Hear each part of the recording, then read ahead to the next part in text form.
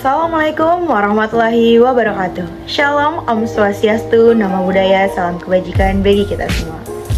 Perkenalkan, nama saya Rina Jamira Rashma dengan NPM 22106310 418. Saya dari kelas 6A Konsentrasi Pendidikan Non-Formal Informal, Program Studi Pendidikan Masyarakat, Fakultas Keguruan dan Ilmu Pendidikan, Universitas Singapura Bangsa Karawang. Pada kesempatan kali ini, saya akan menyampaikan materi mengenai tantangan dan solusi pembelajaran jarak jauh. Video kali ini untuk memenuhi ujian tengah semester saya dengan mata kuliah Pengelolaan Pembelajaran Jarak Jauh yang diampu oleh Ibu Yana Nursita, MPD.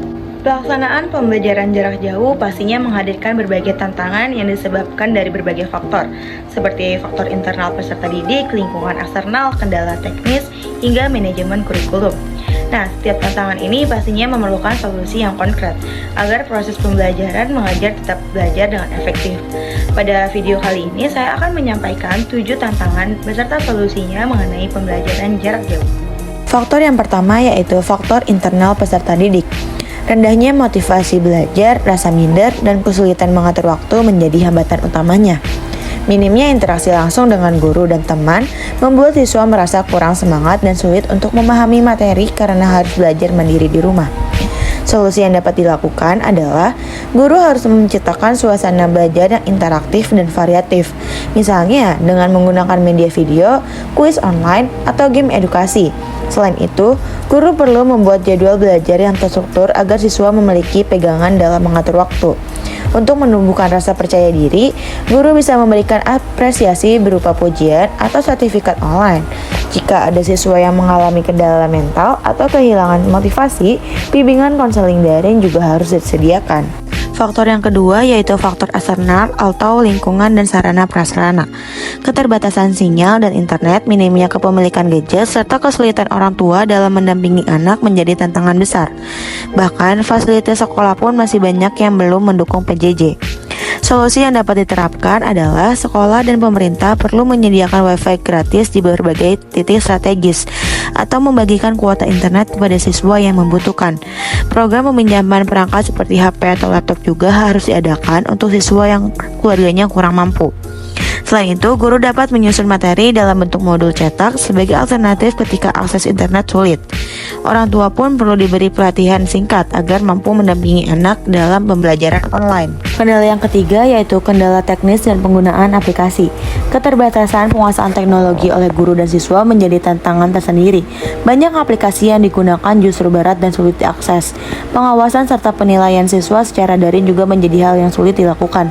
Solusinya bisa dengan pilih aplikasi pembelajaran yang ringan dan mudah digunakan, seperti Google Classroom, WhatsApp, atau YouTube. Pelatihan rutin penggunaan aplikasi digital bagi guru, siswa, dan orang tua sangat penting dilakukan. Sistem penilaian juga diubah menjadi berbasis proyek atau karya nyata yang bisa dikerjakan di rumah. Selain itu, orang tua harus dilibatkan sebagai pendamping dan pengawasan selama proses pembelajaran berlangsung. Faktor yang keempat yaitu kesulitan guru dalam menyusun dan menyampaikan materi.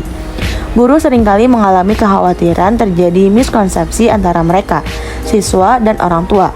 Keterbatasan media juga menyulitkan guru dalam memastikan bahwa kompetensi dasar siswa sudah tercapai.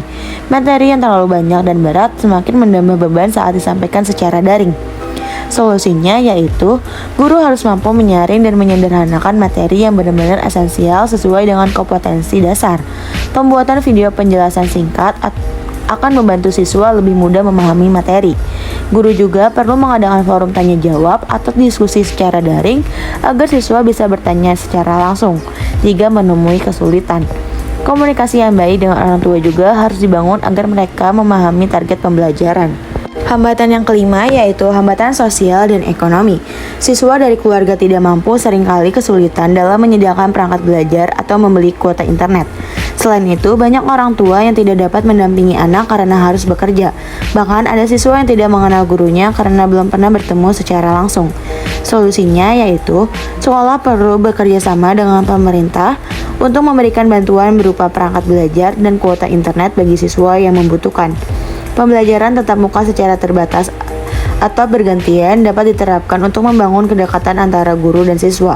Selain itu, model cetak juga harus disiapkan sebagai alternatif bagi siswa yang sama sekali tidak mengakses internet.